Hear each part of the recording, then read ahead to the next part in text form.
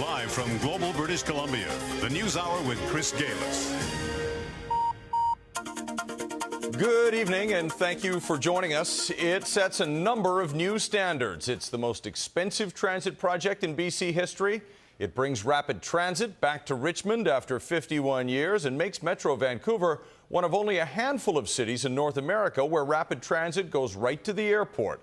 But what thousands of people really want to know is one thing: will it make my commute any better?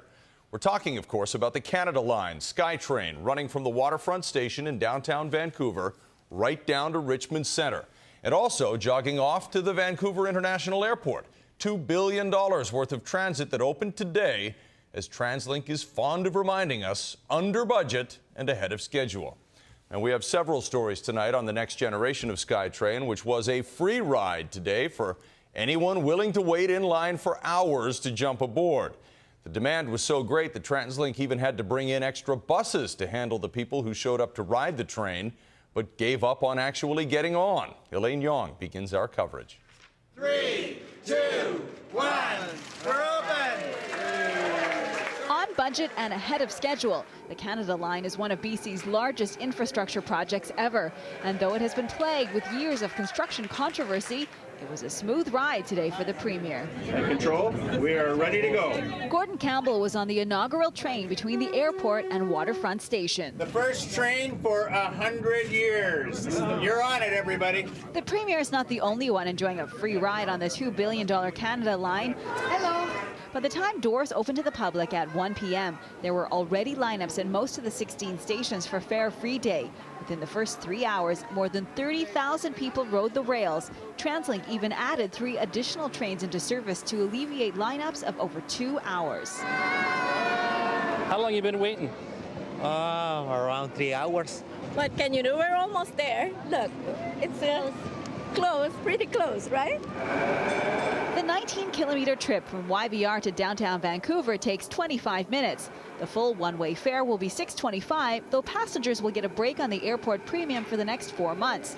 TransLink projects 100,000 daily riders within a year, eliminating 14,000 tons of greenhouse gas annually. And those who managed to squeeze on board were excited to be part of an historic day.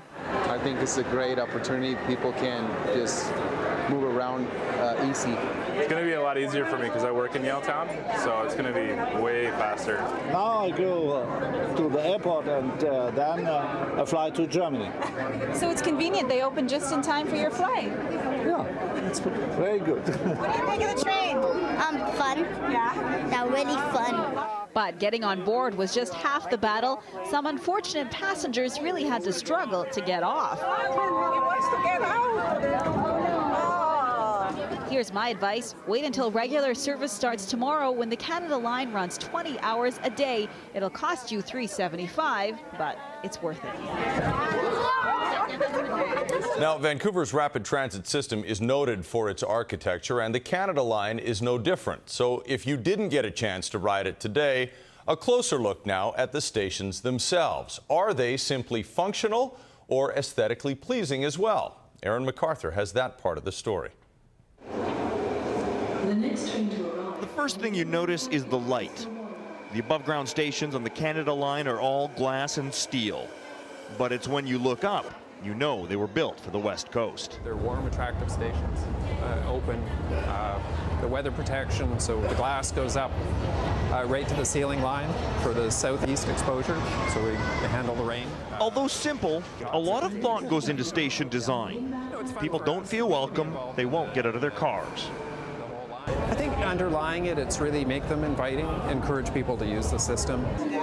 Once the line goes underground, it's what you might expect. If you've seen one subway stop, you've seen them all.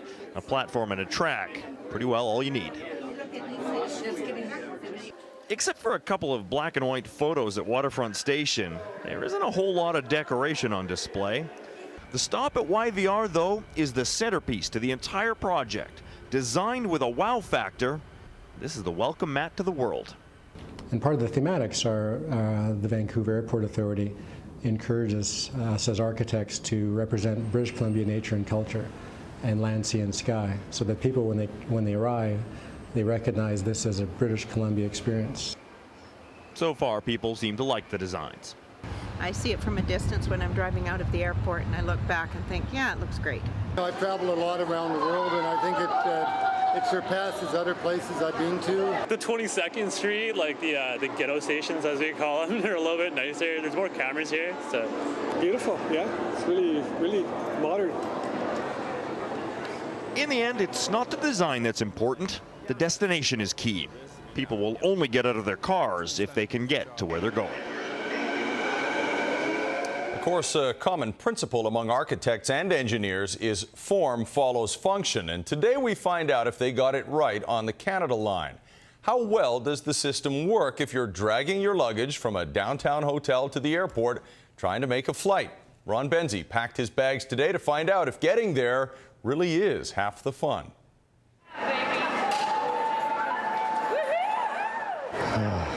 All right, here we go. Straight to the airport. Now,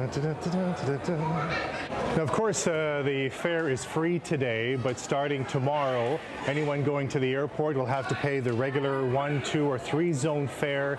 That could be up to $3.75. On top of that, you'll have to pay the additional $2.50 to get to the airport. So right now, we're going from Vancouver to Richmond. That will be $3.75 for the 2 zone plus the additional $2.50. The trick is that when you line up here, the trains alternate between going to Richmond and YVR. So you have to keep a close eye on the reader board. Right now it's telling us the YV Airport train is about 2 minutes away. Somebody with their luggage. Okay. Well, one of the first things you notice is the trains, wow, they are bigger and wider. They promised the trains are much wider than their predecessor. Well, we managed to find a seat. It's not too crowded yet. We've just left the waterfront station. You have your luggage. I got my carry-on and my check-in luggage, and actually there is room under the seats if you want, so you're not sort of bumping into people. We discovered you needed wider aisles, more room to put luggage and carry things, because if you're using it as an air traveler, you need a place to put your luggage. Some of the systems in Europe, you put your luggage on a rack over there at the far end, and I don't think people are comfortable with that anymore. So. Now, there are over 100 antennas placed throughout the line, which means that tourists and business people can surf the web, even talk on their cell phone, even underground. In fact, the Canada Line is the first transit system in the country to offer uninterrupted wireless service. All right. We've reached our terminus station at airport, less than half an hour.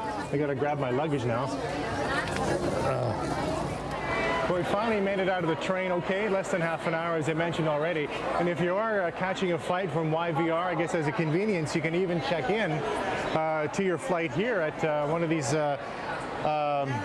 check-in stations here. Just check and touch the screen, and you can actually check in right from the SkyTrain platform. Well, Chris, I should mention about the ride itself. I found the ride incredibly smooth, unlike the old Expo line, which a lot of people say has a lot of squeals and you hear a lot of grinding. I found the ride on the new Canada Line very smooth. I should also mention there is the added YVR fare that will eventually go into effect. I mentioned in my story that additional $2.50, that won't kick in until sometime next year. Chris? Ron, we still see some people in line behind you there. Are the platforms, are the crowds thinning out at all? And what's TransLink saying about those who want to get on there tonight before 9 o'clock?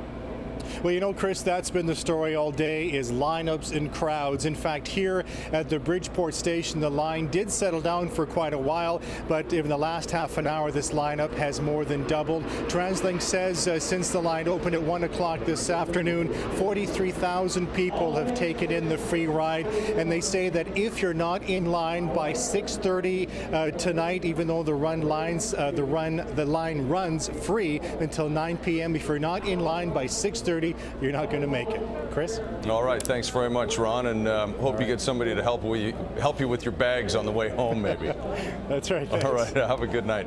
Well, if you'd like more information on the Canada Line, including background, maps, and fare information, you can find a link with all that information on our website at globaltvbc.com.